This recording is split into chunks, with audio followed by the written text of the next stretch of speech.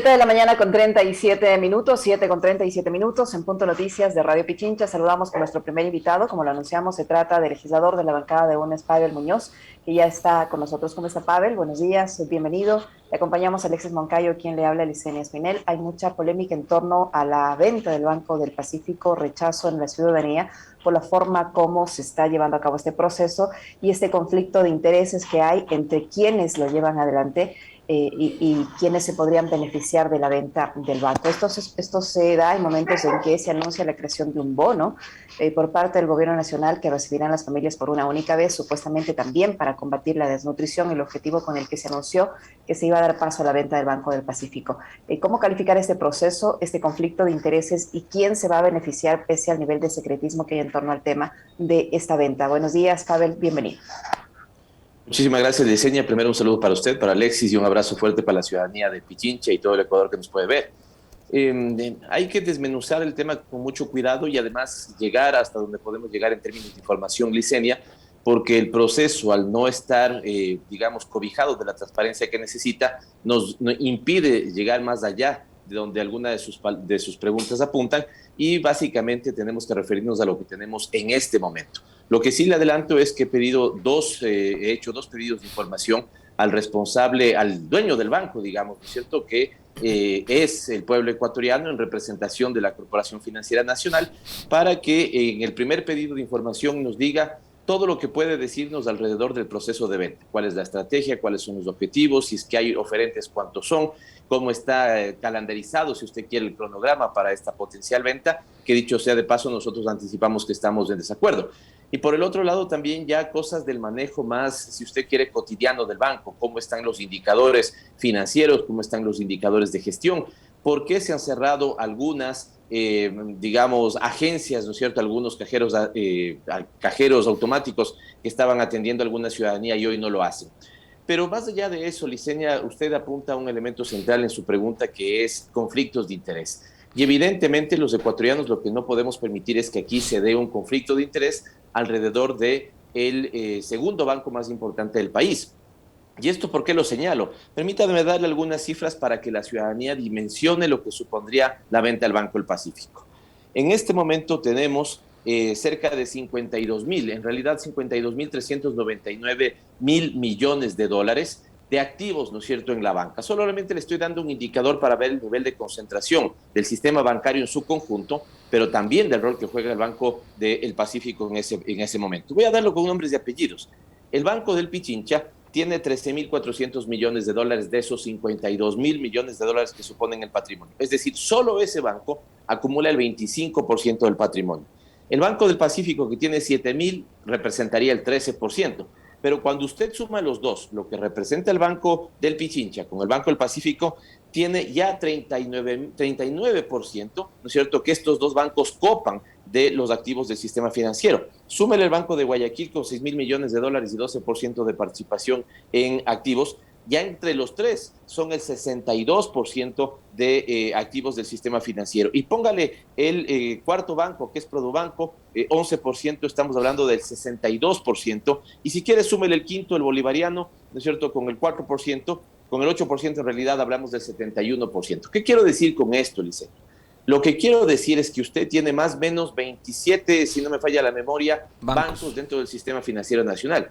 Dentro de esos 27, 5 están copando el 70% de los activos, con lo cual, y termino con esta idea, al menos esta primera pregunta, si usted vende el Banco del Pacífico a cualquiera de esos interesados locales, por ejemplo, estaría teniendo un gravísimo problema de concentración de mercado, y esto sería inconcebible en un sistema que dicen ellos que quiere estar cobijado, el sistema bancario de competencia, pero que a la larga vemos, ¿no es cierto?, que está altamente concentrado. ¿Cómo está, legislador Muñoz? Un gusto saludarle, buenos días. A ver, yo quisiera unir dos ideas y a partir de ahí también lanzar la pregunta, ¿no? Que digamos de alguna forma va en concordancia con lo que le mencionaba de entrada a Licenia.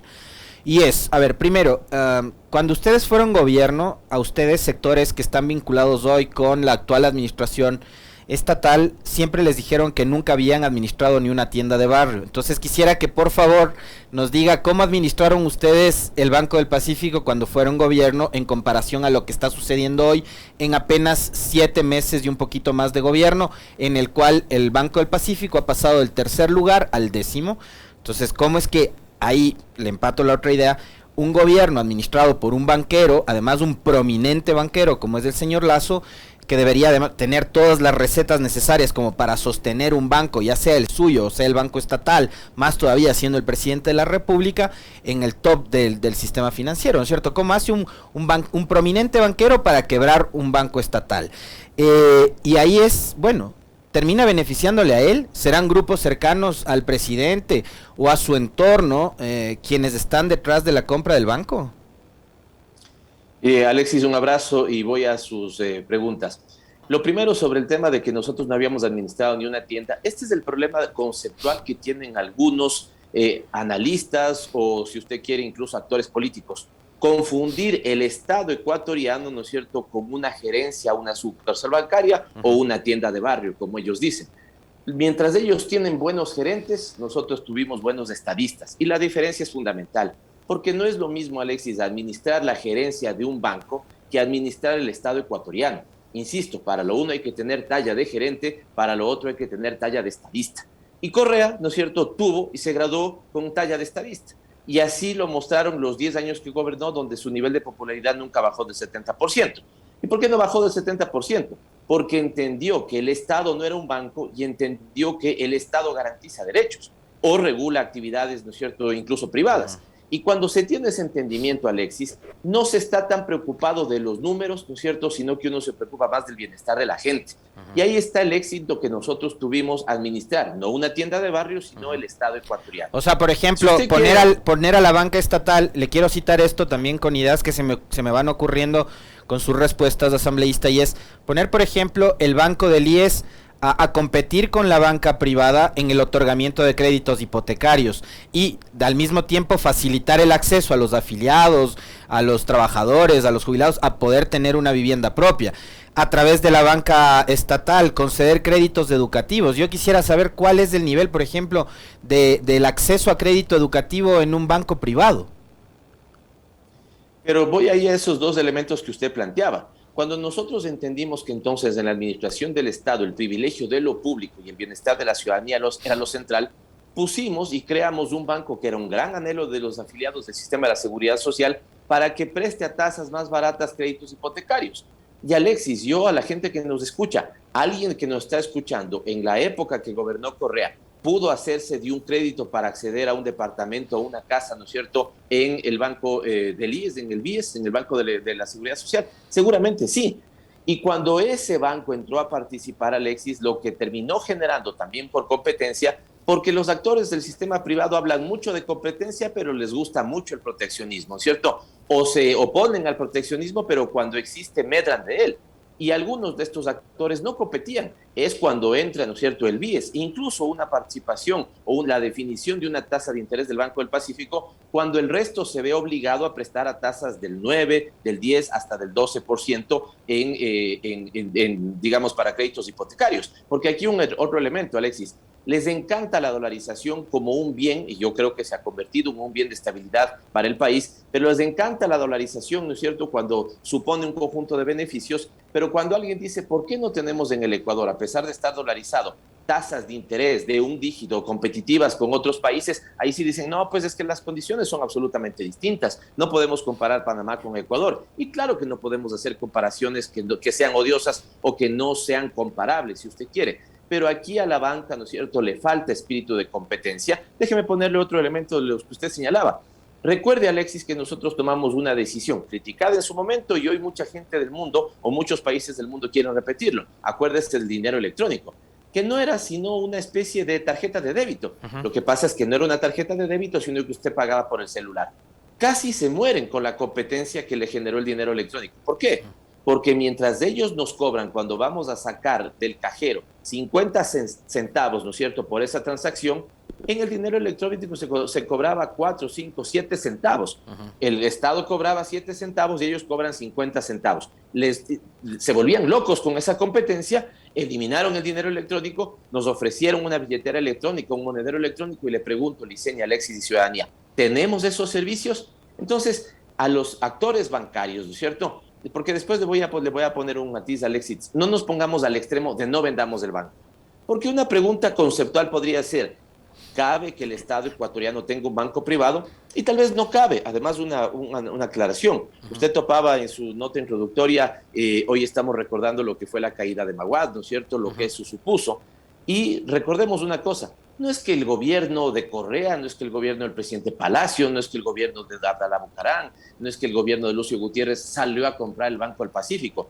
Cuando los actores privados desplomaron, quebraron el sistema financiero y lo utilizaron al Estado para que, digamos, cubra sus pérdidas, es ahí que terminó quedándose con la propiedad del Banco del Pacífico el Estado. Es decir, porque aquí alguien que no conoce la historia podría decir, ¿cuándo es? Seguramente Correa compró el Banco del Pacífico. No, el Banco del Pacífico, como TC, por ejemplo, o como Gama TV, terminaron siendo propiedad del Estado porque esos actores quebraron sus negocios y cuando quebraron, al Estado que le critican le fueron a golpear la puerta para que le salve. Y entonces capaz que la venta podría darse, pero no como le están planteando, no sin transparencia, no para concentrar el mercado financiero, no para que se beneficie un banco, sea este Guayaquil, Bolivariano, Produbanco, el Pichincha, lo que fuera. Si es que están hablando de una competencia privada para que un privado internacional venga y les ponga a competir, ok, evaluémoslo, pero como está este momento, con opacidad, y peor aún, repitiendo la historia, queriendo venderlo a precio de gallina con COVID, evidentemente nos opondremos, ¿no es cierto?, con toda nuestra fuerza. Ahora, asambleísta Muñoz, le voy a trasladar una pregunta que nos hacen nuestros amigos que nos escuchan y nos siguen a través de redes sociales y nos escuchan por nuestras frecuencias. ¿Qué puede hacer la Asamblea Nacional frente a este proceso de venta del Banco del Pacífico? ¿Qué puede hacer, por un lado? Y por otro, al ser un banco público y al haberse deteriorado tanto durante la administración de un gobierno que lo preside un banquero exitoso, ¿cuál es el perjuicio real y concreto para el ciudadano si se lo vende en las circunstancias en las que se los quiere vender? Gracias por trasladarme esa pregunta, Liceña. La gente que nos pregunta, decirle, yo le quiero contestar así. Algo puede hacer la Asamblea, ya voy a explicar, algo puede hacer la Asamblea, pero más puede hacer la sociedad. Claramente más puede hacer la sociedad. Y lo que hay que reconocer, Liceña, es que a veces la ciudadanía tiene unas expectativas sobredimensionadas de hasta dónde puede llegar la Asamblea. Y en nuestro rol de fiscalización estamos haciendo lo que corresponde hacer, exigiendo toda la transparencia del banco.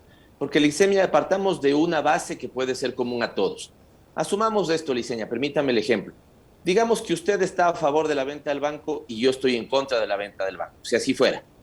Y podemos tener criterios diferentes. Usted dice, no cabe que ese banco siga estando en manos del Estado, que se lo venda. Yo le digo que si las condiciones de venta no son favorables, no se los venda. Podemos discrepar en ese punto de vista. Pero lo que usted y yo seguramente no vamos a discrepar, Liceña, es que la venta esté cobijada de toda la transparencia posible para ver a cuánto lo están valorando, qué objetivos se buscan con la venta, cuáles son los principales oferentes, ¿no es cierto? Y oponernos si es que en esos oferentes, ¿no es cierto?, la potencial venta podría ser más perjudicial. Como nuestra gente dice, si el remedio va a ser peor que la enfermedad, deje nomás, pues, no le venda al banco, porque además en este momento es de los pocos emprendimientos que le da rentabilidad, utilidades, ganancia al Estado, y por lo tanto, en vez de venderle, ¿no es cierto?, al banco, utilice esa utilidad, toda la utilidad, para un propósito, como señala el gobierno, como combatir la desnutrición infantil. Y no nos confundamos, Liceña y ciudadanía. La desnutrición infantil no se la combate, ¿no es cierto?, porque uno puede vender mañana un activo. Porque cuando se acabe la venta, ¿no es cierto?, la plata de la venta al Banco del Pacífico, ¿qué nos tocará vender? ¿Otro activo para el mismo propósito? No. El presidente debería entender que temas tan sensibles, importantes y prioritarios como la desnutrición infantil tienen que ser catalogados política y prioridad de Estado, pues. Y para eso, ¿no es cierto?, no importa de dónde venga la plata, usted tiene que atender eso, que es una necesidad fundamental. Y cierro diciéndole lo que me decían, lo que preguntaba el ciudadano. Y le voy a decir así, potenciales beneficios o potenciales perjuicios. Si es que el Banco del Pacífico es vendido a un banco serio, internacional, y esto supone, ¿no es cierto?, la internacionalización de la banca y que empiecen a competir con actores que realmente pueden empezar a competir. Y si la entrada de un banco serio supone que pone condiciones de juego y les mueve de la pereza con la que se mueve el sistema financiero nacional y nos ofrecen más servicios, se comprometen con mayor bancarización, prestan o dan los créditos a menor tasa de interés, yo le digo, ok, vamos por ahí. Pero si, como le estoy diciendo, con el dato que le daba, concentración de activos o concentración de mercados, el Banco del Pacífico es comprado por cualquiera de los 4 bancos más importantes, lo que va a terminar pasando, Liceña, en una cosa sencilla, es que concentran ese mercado, se vuelve aún más oligopólico, manejan tarifas y, por ejemplo, si hoy nos cuesta 50 centavos sacar plata del cajero, nos va a costar 65, porque ¿quién les compite? Si hoy, ¿no es cierto?, ya tenemos una tasa alta para llegar a un crédito productivo, seguramente va a ser más alta, porque ¿quién les compite? Porque además ya quieren cerrar el BIES. Entonces quieren quedarse, ellos, y permítame cerrar con esto, dicen, no, ¿sabe? Porque estamos discutiendo esto en la Comisión de Régimen Económico, el precio de las tasas de interés, que a nuestro juicio es alto. ¿Saben qué dicen ellos? Que es alto porque al no ver competencia tienen que ponerse más exigentes con la tasa porque es más riesgoso prestar, ¿no es cierto? Y que solamente cuando venga la competencia perfecta, aquella anhelada que tuvieron en el año 94, van a poder competir. Pero usted, yo, Alexis y la ciudadanía conoce que cuando hicieron eso, no es que prestaron más barato, quebraron el sistema financiero. Así que el Ecuador ya tiene historia clara de que eso sucedió y nosotros al menos estamos opuestos a que esta combinación de factores, ¿no? Libre competencia, sin regulación, sin control, más venta del banco para que potencialmente pueda ser más concentrado el sistema financiero, más, ¿no es cierto?, debilitamiento o venta del IES, es evidentemente un claro conflicto de interés, ¿no es cierto?, para quienes hoy gobiernan. Ahora, a propósito del tema de la utilización de los recursos, es tan sencillo como decir, legislador, a ver, y yo coincido plenamente con lo que usted decía, de hecho, digamos, esa ha sido más o menos nuestra línea en el comentario sobre este tema en particular, de que solucionamos el hambre de hoy, en el caso de la desnutrición infantil, que es como lo han querido vender, pero ¿y qué va a pasar con la desnutrición infantil que va a venir, no sé, en 5 años, en 10 años, etcétera? O sea, ya no vamos a tener otro banco para ahí volver a sacar estos relatos, ¿no? Pero es tan fácil como decir, a ver, ese banco que le pertenece al Estado a través de la CFN y el presidente disponga de los recursos que ingresan a las cuentas de la CFN para empezar a solventar los problemas de desnutrición infantil. O sea, es muy sencillo como eso. Perdón, aquí voy a conectar con algo que me quedó un poco suelto de la pregunta que me trasladó Liceña. Por lo tanto, nosotros sí podemos hacer tarea de fiscalización, pero lastimosamente, Liceña, llegamos hasta un punto y es pedir información. Y en esa pedida de información, Alexis, también vamos a plantear, ¿no es cierto?, seguramente, y esto deberá estar cobijado en, digamos, las expectativas de venta, ¿para qué se va a utilizar esos recursos? Y esos recursos, ¿no es cierto?, el momento que se definen, no es tan fácil, pues que usted lo cambie, ¿no es cierto?, a otro propósito, o como usted bien me pregunta, a ver, si está vendiendo un activo, efectivamente usted puede tomar la plata de esa venta, que sería un recurso no permanente, por ejemplo, para un gasto permanente, porque, recuerde usted, entiendo que por ahí irá su pregunta, Alexis, y es una buena pregunta, ¿no es cierto?, que de todas maneras, digamos, habrá mecanismos jurídicos para solventarla al menos, ¿no es cierto? Pero entiendo que usted está pensando en esto. Recordemos que el Estado ecuatoriano, con la Constitución de Montecristi, tiene una regla fiscal que este gobierno, por decreto ejecutivo, no lo está cumpliendo. ¿Cuál es esa regla fiscal? Ingresos permanentes tienen que cubrir gastos permanentes. Por ejemplo, los impuestos cubren los salarios. Los ingresos no permanentes, por ejemplo, petróleo, ¿por qué no es permanente? Porque es fluctuante, cubren los gastos no permanentes. Aquí la pregunta sería, ¿qué es la desnutrición infantil? Es un gasto permanente, porque evidentemente, Alexis, usted lo dice bien, no puede usted combatir la desnutrición de los de ahora, pues, y los de 5 años, entonces es, ¿no es cierto?, un gasto permanente. ¿Puede eso ser cubierto con un ingreso no permanente, como sería la venta al Banco del Pacífico? Ahí hay un debate jurídico que usted bien lo está planteando. Pero insisto, más allá de eso, Alexis, ¿y qué pasa con las otras realidades? Porque quisiera ir topando, o digamos, la frontera de otros temas, ¿no? Creo que estos últimos días los ecuatorianos estamos comentando como nunca antes la situación de inseguridad que vive el país. Estamos comentando, ¿no es cierto?, los problemas de desempleo. Estamos comentando la grave preocupación que tenemos con una situación de salud que se agrava día a día. Pero no, el gobierno, ¿de qué está discutiendo? De la venta al Banco del Pacífico, de una consulta popular para la eliminación del Consejo de la Judicatura, como si estos fueran los temas centrales de los ecuatorianos. Entonces, aquí al presidente, por Dios, póngase un poquito más en conexión, presidente, con lo que la gente siente en la piel. Déjeme ponerle 4 prioridades al menos. El tema de la salud. el tema del empleo, el tema de seguridad, el tema de la educación, están bien tratados, una declaratoria de emergencia en el agro, llegar a créditos que sean más baratos y no a los créditos caros que tenemos hoy día. Ahí están las preocupaciones principales de la gente. Yo, sinceramente, a la gente que nos escucha, que a veces me pregunta, ¿no es cierto?, por redes sociales, le pregunto, ¿para ustedes es esencial la venta al Banco del Pacífico? ¿Para ustedes es esencial la eliminación del Consejo de la Judicatura? Y me parece, Alexis, que ahí hay una desconexión entre lo que el pueblo está sintiendo y cómo están administrando el gobierno en este momento. Y ahora que cita usted el tema de la judicatura, ese anuncio lo hace el presidente en esta semana en un conversatorio con periodistas, en donde él dice que eso se va a incluir en una consulta popular popular en donde el presidente también dice, si es que la Asamblea no resuelve aprobar las reformas laborales, le voy a consultar al pueblo sobre qué quiere en materia laboral. Esos asuntos que deberían resolverlos colegislando entre Asamblea y Ejecutivo, deberían ir a consultas populares, sobre todo tomando en cuenta que se tratan de derechos fundamentales, además, que son los de los trabajadores y que son derechos irrenunciables. Alexis, no sé si se vea por la cámara, pero se me pone la piel de gallina. ¿Por qué? Porque es lo mismo de Moreno. Lo mismo de Moreno. De hecho, me acordé que está nuevamente en el tapete de discusión la venta del avión presidencial. Lo mismo de Moreno.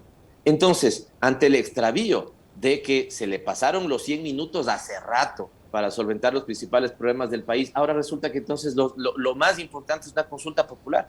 Los ecuatorianos creen que eso efectivamente es lo más importante, cuando nuestras preocupaciones, porque yo creo que uno de los graves problemas que tenemos en la sociedad, ya en términos sociológicos, Alexis y Licenia, es que estamos sintiendo miedo. Miedo de contagiarnos, miedo de que nos asalten, miedo de perder el trabajo, miedo de que no se encuentren soluciones a los principales problemas de la ciudadanía. Y el presidente, ¿no es cierto?, nos pone a discutir o le pone a discutir a los medios, ¿no es cierto?, que vi parte de esa entrevista, no la vi todo, pero claro, cuando tiene adulones como los que vimos en algunos entrevistadores, ¿no es cierto?, que estaban ahí, ¿sí? Entonces, claro, el presidente dice consulta popular y eso hay que discutir y no son capaces de preguntarles, ¿no es cierto?, donde en este momento están quemando las papas sobre los principales problemas de la ciudadanía. Así que, Alexis, en este momento, usted me parece que su pregunta también apunta a un buen elemento. Pongámonos a trabajar entre el Ejecutivo y la Asamblea lo que amerite, ¿no es cierto?, ser de reforma. Yo ayer vi un hilo de Mauro Andino que me parece muy interesante, además, para esa pretendida reforma. Debería ser calificado primero por la Corte Constitucional. Si supone una enmienda o reforma, seguramente va a ir a la Asamblea Nacional para que debata. Y le pregunto al presidente, ¿tiene en este momento las condiciones para, ¿no es cierto?, que salga bien esa propuesta en la Asamblea Nacional? Y le pregunto a mis colegas en la Asamblea Nacional, ¿no deberíamos estar aprobando las reformas de los temas más sensibles? Nuevo Código de Trabajo, reforma de la Seguridad Social, o nos vamos a poner a discutir, ¿no es cierto?, la pertinencia de eliminar el Consejo de Participación frente, por ejemplo, a la aprobación de una nueva ley de seguridad social. Ahí no están las prioridades del pueblo ecuatoriano, Alexis, y el presidente creo que está mal encaminado con ese tema de la consulta. Además, presidente, si me permite un consejo, no le copie el libreto a Moreno. Si ya sabe Moreno cómo terminó, no le copie el libreto a Moreno. Asambleísta Muñoz, usted mencionaba hace unos instantes que vender el Banco del Pacífico, nos deberíamos preguntar los ciudadanos si vender el Banco del Pacífico resuelve el tema de la desnutrición infantil. Y al parecer en el propio gobierno está convencido de esa teoría porque a través de un decreto, el 330, con fecha del 20 de enero de este año, el presidente de la República crea un bono temporal por única ocasión para combatir el hambre y la desnutrición infantil, un bono de aproximadamente $240, me parece que se va a pagar a un grupo de familias que presenten este tipo de problemas, esto después de hacer una especie de lista con ayuda del Fondo de las Naciones Unidas para la Alimentación. Todavía no se ha vendido el Banco del Pacífico y ya se creó un bono, entonces eso quiere decir que no se necesita vender el banco para dar este bono, un bono que, una idea al menos, que en su momento fue también cuestionada cuando el candidato Arauz, por ejemplo, mencionaba que se podía dar $1,000 a las familias con escasos recursos para que puedan en algo aliviar su situación utilizando la reserva. Acá no se sabe cómo se va a financiar este bono que se va a dar por única vez, pero está ahí demostrado que sí, hay la intención y no se necesita, por un lado, vender el banco. Por otro, ¿cómo entender que, por un lado, se quiera dar este tipo de ayudas y, por otro, se pierda dinero, por ejemplo, con la eliminación del impuesto a la salida de divisas, que va a generar una pérdida al país de más de $180 millones solo en la importación de combustibles, como lo denuncian los trabajadores del sector petrolero? Un total sin sentido, Liceña. Y déjeme sumarle un elemento más de los muchos que podría sumar. Hace pocos días, en realidad esto fue al fin del año, me parece, se eliminan reglamentos técnicos planteados por el Instituto Nacional Ecuatoriano de Normalización que hacían una cosa absoluta, que hacían dos cosas muy importantes, Licenia. Cuando usted prohíbe, por ejemplo, a través de norma técnica, que le importen una vajilla que contiene plomo para que usted, ¿no es cierto?, no la meta al microondas y termine dándole seguramente con el paso del tiempo un cáncer al estómago, se cumplían dos propósitos. Usted con las normas técnicas estaba, ¿no es cierto?, cuidando la calidad de los productos que llegan a los ecuatorianos como consumidores y al mismo tiempo cumplía otro valor asociado. Cuidaba a los productores de vajilla en el país, ¿no es cierto?, o estoy diciendo a los productores en Ecuador. Me señalé los de vajilla por el ejemplo que utilicé. Ahí estaba haciendo estas dos cosas. Entonces usted súmele esto, ¿no es cierto?, le señala las cosas de sin sentido. Y me voy con lo que usted decía, porque esto está pasando. Niños con hambre, muchísima plata depositada afuera, no se me ocurre traer esa plata, quiero vender el banco y además pierdo plata, ¿no es cierto?, disminuyendo impuestos. ¡Qué locura! Bueno, pierde una parte de plata disminuyendo impuestos, pero otra, ya vamos a ver a final de enero, ¿no? ¿Cómo les va a doler a algunos que ya veo que les está doliendo la reforma del presidente por el que votaron? Me refiero a la reforma tributaria. Entonces, en esa falta de lógica, Licenia, ¿no es cierto?, usted tiene que entender, usted tiene que enfrentar el problema de la desnutrición nuevamente como el actual presidente de la República en perspectiva de estadista y no como el anterior gerente exitoso de un banco. Y para eso, Licenia, me parece interesante que se pueda plantear. Creería que de esta materia conozco bastante, estuve buena parte siendo viceministro del Ministerio de Inclusión Económica y Social y sé el rol que cumplen los bonos y está bien, en algún caso los bonos, ¿no es cierto?, son, si usted quiere, una suerte de seguro que tienen los ecuatorianos, ¿no es cierto?, para cubrir condiciones muy complicadas de consumo y cuando hay pocas, y cuando las familias, digamos, no tienen consumo, o no pueden comprar, ¿no es cierto?, elementos que cubran su canasta nutricional, entonces un bono puede cumplir un propósito, pero lo puede cumplir en un momento. Y además diseña, ¿no es cierto?, si usted quiere atacar, los comunicadores suelen decir esto, el problema en una lógica de 360 grados, usted debería en este momento, Licenia, estar anunciando un gran programa nacional de, ¿no es cierto?, dotación de agua potable o agua de calidad en todo el país. Porque el problema que tienen desnutrición, y esto veo que no lo está entendiendo el gobierno, al menos en los hechos, ¿no es cierto?, es que lo que usted va a invertir aquí, ¿no es cierto?, con ese bono, Licenia, lo va a perder acá si no tiene agua de calidad. Ya lo vivimos nosotros, lamentablemente, una de las cosas que no pudimos hacerlo como hubiéramos querido y llegamos a esta conclusión. Usted puede poner todo lo que quiera en los bonos para que la canasta nutricional de los niños sea mejor, perfecto. Va a elevar un poquito la condición nutricional de esos niños. Pero si esos niños siguen viviendo en condiciones donde su vivienda no tiene agua de calidad, todo lo que usted invirtió por aquí se le va por parasitosis, ¿ya? La principal herramienta para combatir la desnutrición debería ser un plan nacional de agua potable de calidad que tenga como socios a los gobiernos locales. Nosotros dejamos diseñado ese plan, cuesta más o menos en esa época, costaba cerca de $1.000 millones, y ahí es donde usted debería estar poniendo en este momento los recursos. Así que, insisto, es un sinsentido y solamente quiero comentar lo que usted decía, ¿no? Claro, en campaña criticaban los bonos, ¿no es cierto?, que ahora ponen. En campaña nos decían que iban a poner un crédito al 1% a 30 años. Que en realidad más que crédito, que lo están poniendo ahora, es subsidio, porque tuvieron, ¿no es cierto?, que aceptar que ese no es un crédito, sino que es un subsidio, así que lo que han criticado, ya cuando llegan al gobierno se dan cuenta que lo necesitan, pero evidentemente yo siento que el equipo gubernamental, ¿no es cierto?, no puede, al menos no le ofrece al país ese enfoque de 360 grados, por ejemplo, para combatir temas como la desnutrición. Empecemos a hablar de cuánto va a poner el Estado para un programa nacional de agua potable, y ahí vamos a ver si están hablando en serio, no simplemente con la venta del Banco del Pacífico, ¿no es cierto?, que insisto, y permítame terminar con esto, tal vez diseña. Si el Banco del Pacífico cuesta, en libros está costando más de $800 millones, la valoración comercial no la tenemos, asumamos $1.500 millones, ¿no es cierto?, pero le puede rendir al Estado ecuatoriano 100, 150, hasta 200 millones anuales, ¿no será mejor agarrar esa utilidad y tener entonces un flujo de capital permanente, ¿no es cierto?, para cubrir esas necesidades, que venderlo mañana en 900 y seguramente gastarse prontamente esos 900? Así que me parece que hay falta de enfoque de gobierno. O sea, lo que quieren es vender la gallina de los huevos de oro. Para cerrar, porque se nos va terminando el tiempo, asambleísta Pavel Muñoz, yo sí quiero consultarle sobre temas políticos, porque a ver, estamos en un año preelectoral y, por ejemplo, en ciudades como Quito, vemos que hay una crisis muy profunda de representatividad, pero también institucional. Me refiero a los partidos y movimientos políticos como instituciones. Y también al municipio, porque hace pocos días se corrió una encuesta de perfiles de opinión, y quiero conectar esto también con la entrevista que se viene ya mismo con Carlos Coronel, pero saber su visión, porque usted es asambleísta de la bancada más numerosa, de uno de los partidos más grandes que tiene el país, y que apuntarán también a las seccionales del 23, entonces, ¿cómo miran la situación de Quito y cuál podría ser una salida a esta conflictiva realidad que vive la capital? Alexis, tal vez yo le contestaría de esta forma. El problema del neoliberalismo es que es un modelo político, económico, social que pulveriza las expectativas de todos los ecuatorianos. Cuando le digo eso, es que yo siento que en este momento están pulverizadas las expectativas de desarrollo de los ecuatorianos en todas las ciudades del país. Por lo tanto, yo creo que usted tiene una crisis, ¿no es cierto?, no solamente en Quito, sino prácticamente en todas las ciudades del país. Segundo elemento, que seguramente lo va a conversar con Carlos.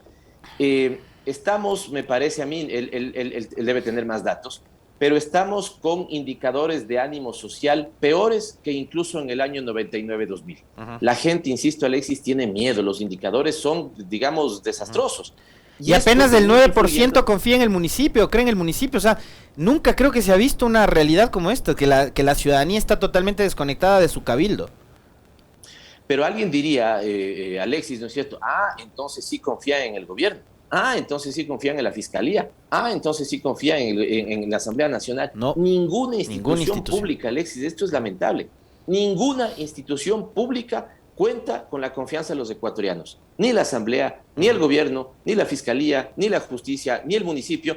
Y los que se solían salvar de esa calificación, que eran las Fuerzas Armadas, también tienen ahora mala calificación. Entonces tenemos yo diría que un cóctel molotov respecto a los que son las expectativas, ¿no es cierto?, de desarrollo de los ecuatorianos. Y en ese sentido, todos los municipios están en crisis. Pero lo que está pasando en Quito, Alexis, me parece inconcebible. Nunca, y no sé si ustedes tengan esta apreciación, nunca he visto a la ciudad que amo, ¿no es cierto?, tan deteriorada. Sea, digamos, por las condiciones sanitarias, sea, digamos, por las condiciones, ¿no es cierto?, de cómo luce la ciudad, el tránsito de la ciudad, los huecos de la ciudad, a una ciudad a la que le falta cultura, una ciudad a la que le falta vida, una sociedad a la que le falta proyecto común, una ciudad que terminó siendo gobernado por los intereses, me refiero, más bien dicho, más que gobernada, digamos, pensada por los intereses de unos pocos constructores, en lugar de ser un proyecto conjunto de todos los ecuatorianos, todos los quiteños y quiteñas, y quienes no son quiteños, ¿no es cierto?, y están en esta ciudad, nuestros queridos chagras que queremos tanto, también que tengan ese proyecto de ciudad. Lo que está pasando en Quito es inconcebible. Le terminaron votando, ¿no es cierto?, a Yunda para gastar 500 millones de dólares, decían, en un mes, ¿no es cierto? ¿Y dónde están los resultados concretos? Con, digamos, gran apoyo de esos grandes medios de comunicación que son acólitos de esos grupos privilegiados. Y me parece que, Alexis, lo que está pasando en Quito es inconcebible, y nosotros evidentemente tenemos expectativa de que en las elecciones seccionales del 23 nuestra fuerza política pueda estar disputando todos los espacios que sean posibles, con una cosa clara, o con dos cosas claras. La primera, alejarnos de estos modelos que terminan siendo muy exitosos para muy poca gente mientras empobrecen a muchos, me refiero a la lógica neoliberal de gobernar, y otra cosa, ¿no es cierto?, que ya lo hicimos, gobernar con la eficiencia y con el sentido de beneficio colectivo que hicimos en el país y en algunas otras ciudades, queremos volverlo a hacer, o tenemos expectativa de volverlo a hacer en el año 23 en todas las provincias y cantones en los que esto sea posible. Muchísimas gracias, asambleísta Muñoz, por su tiempo, por la información que nos ha proporcionado. Se nos quedaron temas, así es que estaremos molestándole otra vez. Muy amable, muchísimas gracias. Con todo gusto, un abrazo a los dos y a la gente que nos puede escuchar. Gracias, legislador.